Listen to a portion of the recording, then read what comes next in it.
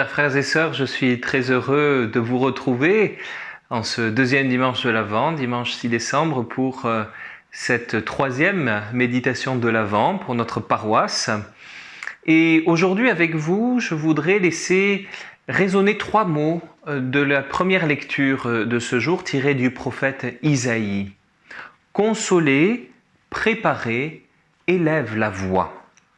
Voilà trois appels qui jaillissent, me semble-t-il, pour nous aujourd'hui comme un cri d'espérance et une invitation pour nous en ce temps de l'Avent et en écho à notre thème pastoral cette année sur l'écologie intégrale. Consoler, consoler mon peuple.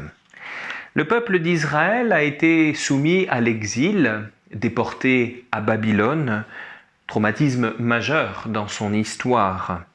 Et voici qu'il reçoit cette excellente nouvelle. L'exil est terminé. Le peuple peut revenir chez lui, sur sa terre. Il pourra reconstruire le temple, lieu unique où il célèbre les sacrifices, vivre dans l'alliance avec son Dieu, librement, dans la paix. Dans la période bien difficile que nous traversons, comme ces paroles de consolation nous réconfortent, nous aussi. Dieu n'abandonne pas son peuple, il ne l'abandonne jamais. Il le tient, il le garde, il l'accompagne toujours et partout. Nous sommes heureux de pouvoir nous réunir à nouveau en Église, célébrer ensemble le sacrifice eucharistique, louer le Seigneur, implorer son pardon pour nos fautes, chanter sa miséricorde. Et même si nous avons fait le choix de rester chez nous, par crainte ou par précaution, ou pour d'autres raisons, parce que la santé nous en empêche, eh bien, le Seigneur est aussi là et nous pouvons vivre dans la communion des saints, en communion spirituelle entre nous, eh bien, vivre aussi cette célébration du sacrifice, cette louange du Seigneur, cette imploration du pardon, ce chant de la miséricorde. Et cependant, nous le savons bien encore, si j'ose dire, nous ne sommes pas au bout de nos peines. Dans ce monde, nous sommes chahutés par le mal et la violence, par la maladie et la souffrance. Alors, nous pourrions nous interroger légitimement. Le Seigneur, certes, est présent en nous, près de nous. Mais s'il nous a effectivement promis d'établir son règne de paix, de justice, d'amour, ne tarde-t-il pas trop? Et c'est vrai que nous pourrions nous décourager, nous lasser, arrêter de l'attendre ou de le désirer. Eh bien, c'est ici que Saint Pierre nous avertit. Non, le Seigneur ne tarde pas à tenir sa promesse. Au contraire, il prend patience envers vous, car il ne veut pas en laisser quelques-uns se perdre, mais il veut que tous parviennent à la conversion. Et c'est pourquoi, après cette proclamation de la consolation, le prophète nous invite à nous retrousser les manches. Dans le désert, préparez le chemin du Seigneur, rendez droit, tracez droit dans les terres arides une route pour notre Dieu. Notez bien que ce qui nous est demandé à nous est plus simple que ce qui vient par la suite. Nous avons, nous, simplement, si je puis dire, à tracer une route dans le désert. Alors que, ensuite, on nous dit qu'il faut combler des ravins, abaisser montagnes et collines, etc. C'est une toute autre entreprise.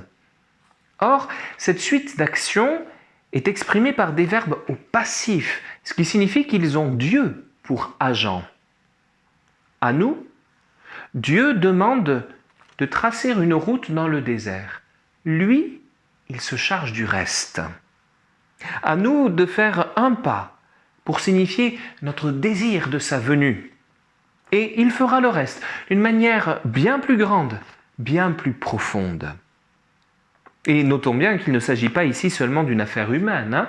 Il n'est pas seulement question de notre conversion personnelle et communautaire, mais bien d'une transformation en profondeur de toute la création. C'est toute la création qui est ici invoquée, les ravins, les collines, les montagnes, etc.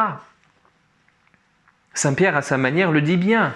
Les cieux disparaîtront avec fracas, les éléments embrasés seront dissous, la terre, avec tout ce qu'on a fait ici-bas, ne pourra y échapper.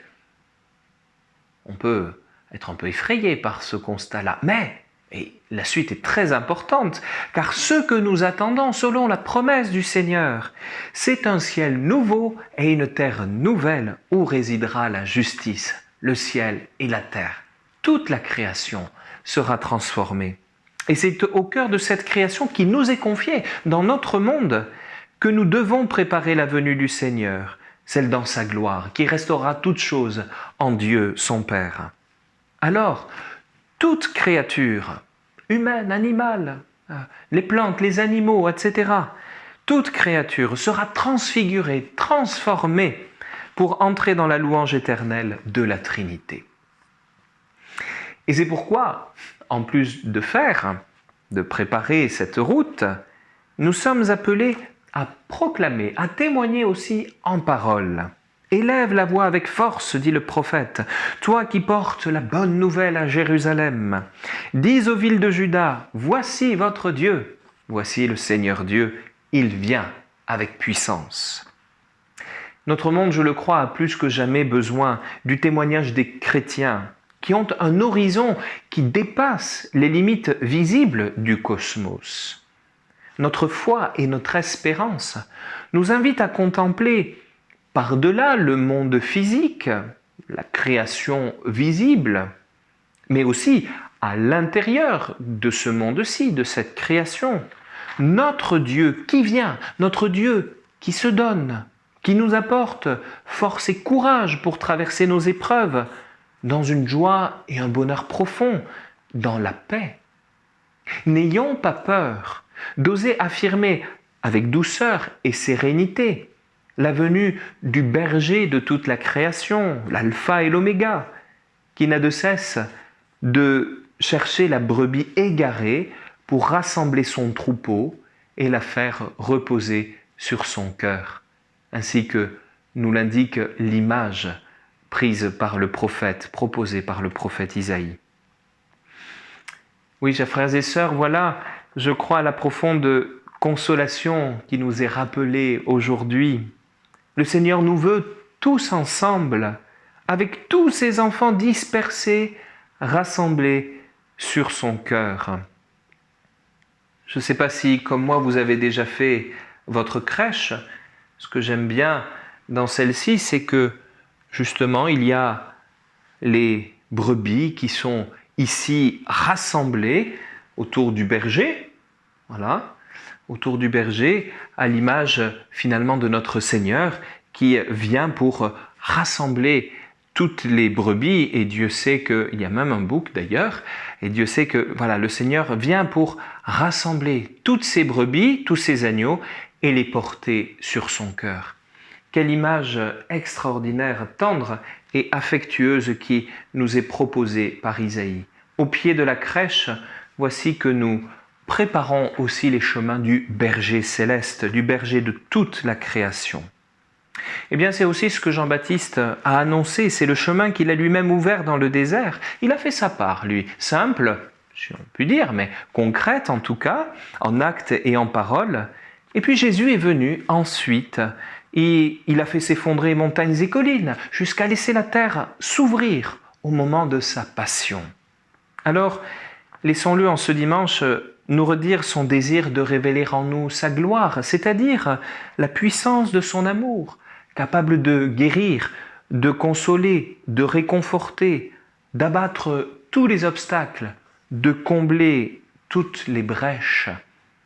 Mais en même temps, écoutons-le nous inviter concrètement à faire déjà ce qui est à notre portée pour lui ouvrir la route et à témoigner de la douceur de son amour, lui qui nous veut tous ensemble, avec toute la création transfigurée, reposant sur son cœur.